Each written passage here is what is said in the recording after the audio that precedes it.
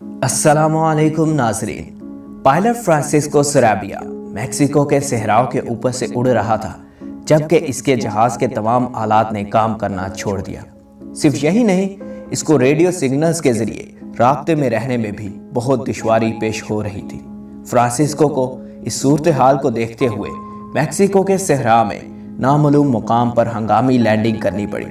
وہ اس وقت اس بات سے بے خبر تھا کہ یہ نامعلوم جگہ دنیا کی باقی تمام جگہوں سے مختلف اور پرسراریت سے بھرپور ہے، جسے بعد ازاں دی زون آف سائلنس یعنی خاموشی کے مقام سے پکارا جائے گا۔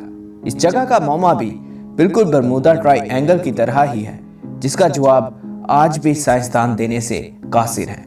اس پرسرار مقام اور اس کے متعلق حقائق جاننے کے لیے میرے ساتھ اس ویڈیو میں آخر تک رہیے۔ ویڈیو شروع کرنے سے پہلے براہ کرم سبسکرائب کیجئے اور گھنٹی کے بٹن کو دبا کر آل پر ٹیپ کر دیجئے تاکہ ہماری ہر آنے والی ویڈیو آپ تک بآسانی پہنچ سکے۔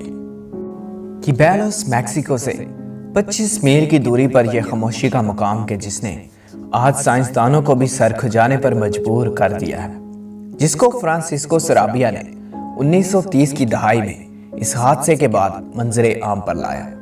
اس کے علاوہ اس کے بعد بہت سے اور لوگوں نے بھی اس جگہ پر پرسرار سرگرمیوں کا مشاہدہ کیا، جس میں سب سے زیادہ ریڈیو سگنلز کی خرابی تھی۔ 1964 میں پیٹرولیم کی کمپنی پیمیکس نے ایک انجینئر ہیری ڈیلیپینا کو میکسیکو کے ان صحراؤں کی تحقیق کے لیے بھیجا۔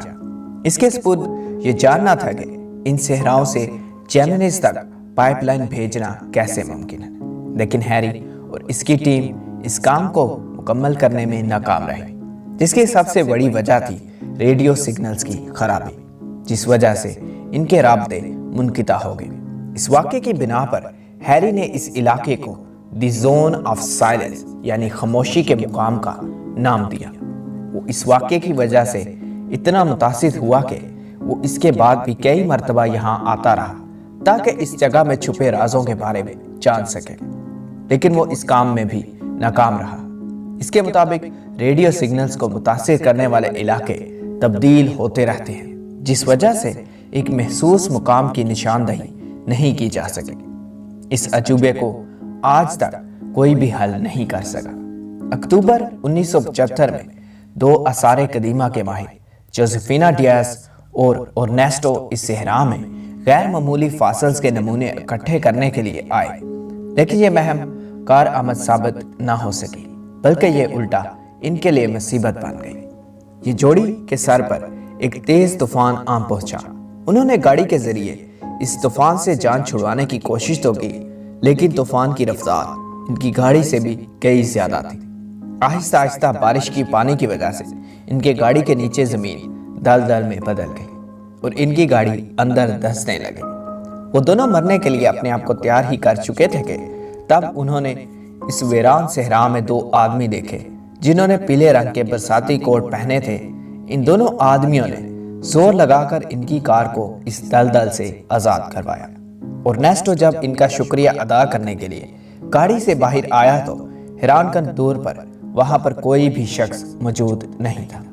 اس کے علاوہ یہ 30 میل پر پھیلا ہوا خاموشی کا مقام باقاعدگی سے شہابی پتھروں کا بھی شکار بنتا رہتا ہے۔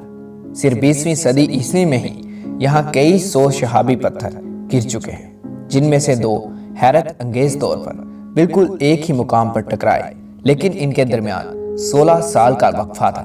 پہلا 1938 جبکہ دوسرا 1954 میں اس مقام سے ٹکرایا۔ 11 جولائی 1970 میں یونائٹڈ اسٹیٹس نے ملٹری بیس سے ایتھینا راکٹ چھوڑا، جس کا مقصد یہ جاننا تھا کہ جب یہ اوپری فضا میں دوبارہ داخل ہو تو کیا رد عمل ہوگا۔ یہ rocket new Mexico white sends میں لینڈ کیا جانا تھا، لیکن یہ راکٹ سرحد سے باہر چلا گیا، جیسے کہ کوئی قوت اس کو اپنی طرف کھینچ رہی ہو، اور وہ خاموش مقام کے ٹھیک درمیان میں جا گرا۔ اس راکٹ کے ملبے کو اکٹھا کرنے والی ٹیم کو بھی اس جگہ کہ جہاں راکٹ کا ملبہ تھا میں جانے میں بہت دشواری کا سامنا کرنا پڑا، کیونکہ ان کے ریڈیو سگنلز کے علاوہ سیٹلائٹ اور ٹی وی سگنلز تک بند ہو چکے تھے۔ یا متاثر ہو رہے تھے۔ سائنسدان کئی سالوں سے اس معاملے کو سلجھانے کی کوششیں کر رہے ہیں۔ اب تک سب سے زیادہ ٹھوس وجہ سائنسدانوں کے مطابق اس صحرا کے نیچے دبے معدنیات کا اثر و رسوخ ہے۔ جیسا کہ کچھ سائنسدانوں کے مطابق اس صحرا کے نیچے دبے میگنیشیم اور یورینیم اس سگنلز کو متاثر کرنے کی وجہ ہو سکتے ہیں۔